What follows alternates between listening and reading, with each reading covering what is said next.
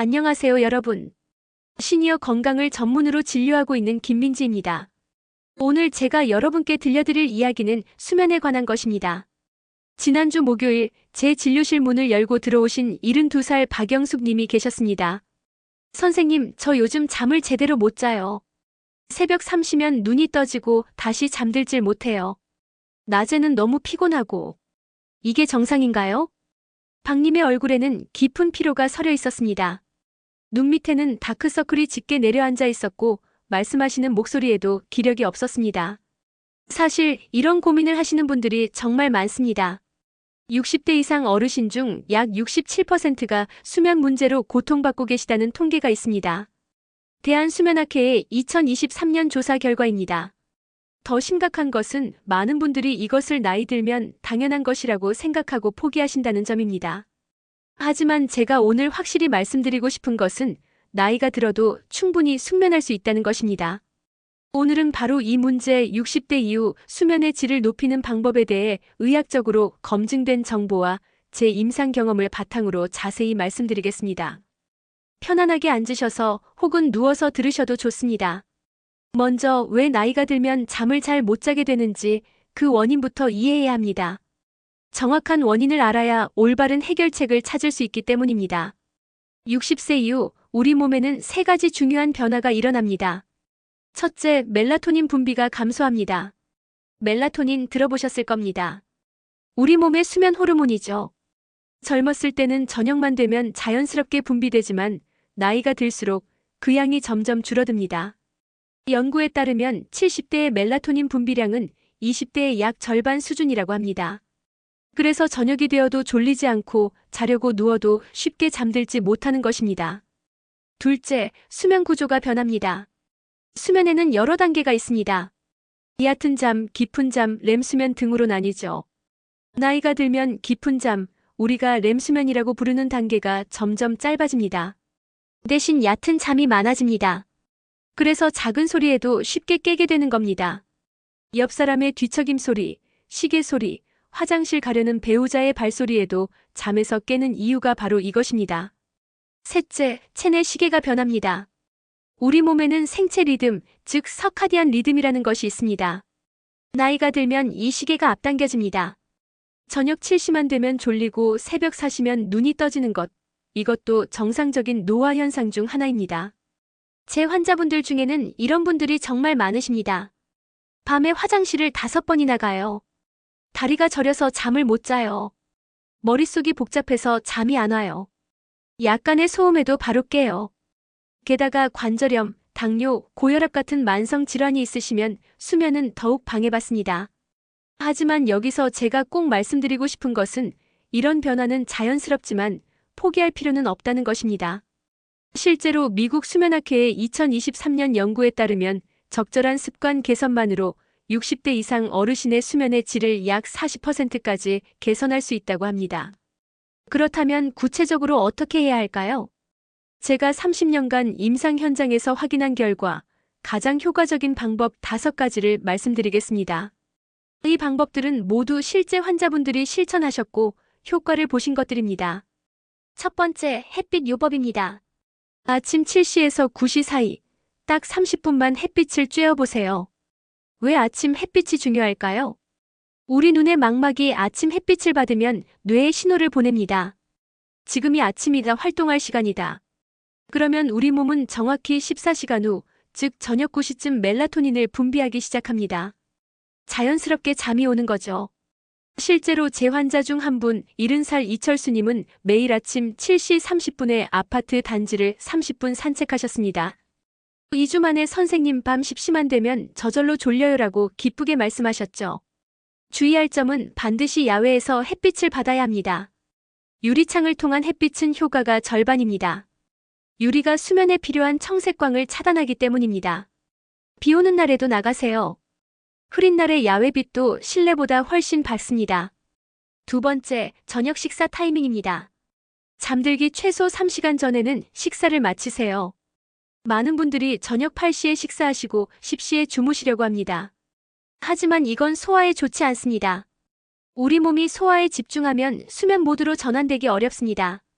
위장이 일하느라 바쁜데 어떻게 푹 잘 수 있겠습니까? 그리고 여기서 많은 분들이 실수하시는 부분이 있습니다. 그럼 저녁을 안 먹으면 되겠네요? 아닙니다. 저녁을 거르면 새벽에 배가 고파 깨게 됩니다. 올바른 방법은 저녁 6시에 가볍게 식사하시고 만약 밤에 출출하시면 잠들기 1시간 전에 바나나 반 개나 따뜻한 우유 한 잔 정도만 드시는 겁니다. 바나나와 우유에는 트립토판이라는 성분이 있어서 수면에 도움을 줍니다. 세 번째, 침실 환경입니다.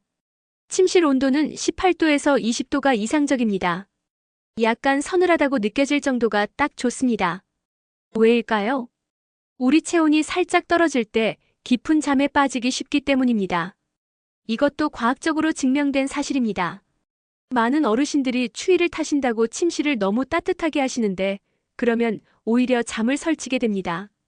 차라리 이불을 두껍게 하시고 침실 온도는 낮추세요.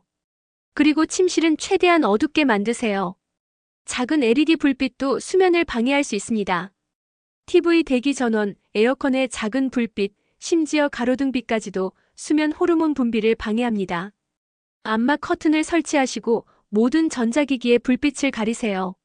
한 가지 더, 침실은 오직 잠자는 용도로만 사용하세요. TV 보기, 스마트폰 하기, 독서는 거실이나 다른 곳에서 하시는 게 좋습니다. 왜일까요? 우리 뇌가 침실 잠자는 곳이라고 확실하게 인식하게 만들기 위해서입니다. 침실에서 여러 활동을 하면 뇌가 혼란스러워합니다. 여기가 활동하는 곳인가, 쉬는 곳인가? 이렇게 해요. 네 번째, 카페인 관리입니다. 커피는 오전 중에만 드세요. 점심 식사 후 커피 한 잔, 이것도 피하시는 게 좋습니다. 선생님, 저는 커피 마셔도 잘 자던데요? 이렇게 말씀하시는 분들이 많이 계십니다. 하지만 주의하세요. 잠은 들 수 있어도 수면의 질은 떨어집니다. 카페인의 반감기는 5-6시간입니다. 점심 12시에 마신 커피의 영향이 저녁 6시까지도 남아있다는 뜻입니다. 그리고 완전히 체외로 배출되려면 10-12시간이 걸립니다. 커피뿐만 아니라 녹차, 홍차, 콜라, 초콜릿에도 카페인이 들어있습니다. 오후 3시 이후에는 이런 것들을 피하시는 게 좋습니다. 다섯 번째, 규칙적인 수면 스케줄입니다. 주말에도 휴일에도 매일 같은 시간에 자고 같은 시간에 일어나세요. 우리 몸은 패턴을 좋아합니다. 규칙적인 리듬이 만들어지면 자연스럽게 그 시간에 졸리고 그 시간에 깨게 됩니다. 주말에는 늦게까지 자고 싶은데요. 이해합니다. 하지만 수면 패턴이 깨지면 월요일에 다시 적응하는데 사흘이 걸립니다. 처음에는 힘들 수 있습니다. 밤 10시에 졸리지 않아도 침대에 누우세요. 아침 6시에 일어나기 싫어도 일어나세요. 2주만 꾸준히 하시면 몸이 적응합니다. 잠깐 여기서 주의하셔야 할 점이 있습니다. 수면제에 의존하지 마세요. 수면제는 응급 상황에서만 단기간 사용해야 합니다. 장기 복용하면 의존성이 생기고 오히려 자연스러운 수면을 방해합니다. 그리고 낮잠은 30분 이내로 제한하세요. 오후 3시 이후에 낮잠은 밤 수면을 방해합니다. 만약 낮에 너무 졸리시면 10-20분 정도만 짧게 주무세요. 이걸 파워냅이라고 합니다. 그렇다면 실제로 어떻게 실천하면 될까요? 제가 4주 수면 개선 프로젝트를 제안합니다. 1주차 햇빛과 친해지기. 매일 아침 7-9시 사이 30분 야외 활동을 하세요. 산책이 가장 좋습니다. 저녁 6시 이후에는 집안 조명을 줄이세요. 밝은 LED 조명 대신 따뜻한 색의 간접 조명을 켜세요. 잠들기 2시간 전에는 스마트폰을 멀리하세요. 블루라이트가 멜라토닌 분비를 방해합니다. 2주차 식사 시간 조정하기. 저녁 식사를 6시로 당기세요. 힘들면 6시 30분이라도 좋습니다. 카페인은 오전에만 섭취하세요. 오후에는 보리차나 따뜻한 물로 대체하세요. 잠들기 전 가벼운 스트레칭을 10분 하세요. 목, 어깨, 허리를 부드럽게 풀어주면 수면에 도움이 됩니다. 3주차 침실 환경 최적화. 온도계를 사서 침실 온도를 18-20도로 맞추세요. 암막 커튼을 설치하세요. 모든 전자기기의 불빛을 가리거나 끄세요. 침실에서 TV, 스마트폰을 치우세요. 책도 거실에서 읽으세요. 4주차 수면 스케줄 고정.